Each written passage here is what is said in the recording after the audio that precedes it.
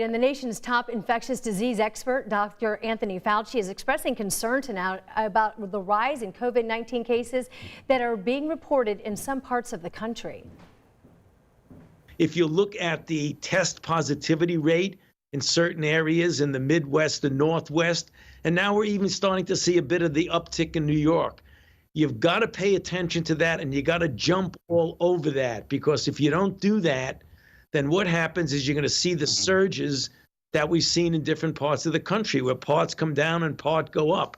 We've got to stop that trend and get everything going down as a country all together, working together. In fact, right now, when you look at these numbers, we are seeing a bit of an uptick in the positivity rate here in Indiana as well. Remember, the overall goal is to be below the 5% line. So when we look at the dotted line average, we dipped down to 3.9%. That was back on September 18th. But 10 days later now, that number is back up to 4.8%. Trying to figure out why that could be. It could be because the number of new cases is up, while the number of tests being done right now is holding steady.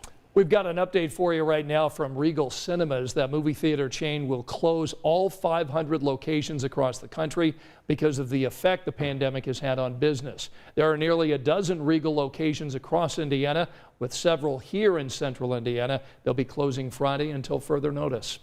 Now to sports, where the Patriots will play the Chiefs tonight after their game yesterday was delayed. It had to be rescheduled after the Patriots quarterback Cam Newton tested positive for COVID-19. All the players have since tested negative, but the Patriots still took 2 planes to this game today. One only had players who had close contact with Cam Newton. Now the NFL commissioner is warning all the teams of penalties, including potential forfeits, if they violate the NFL's COVID-19 safety guidelines, forcing the league to make schedule changes.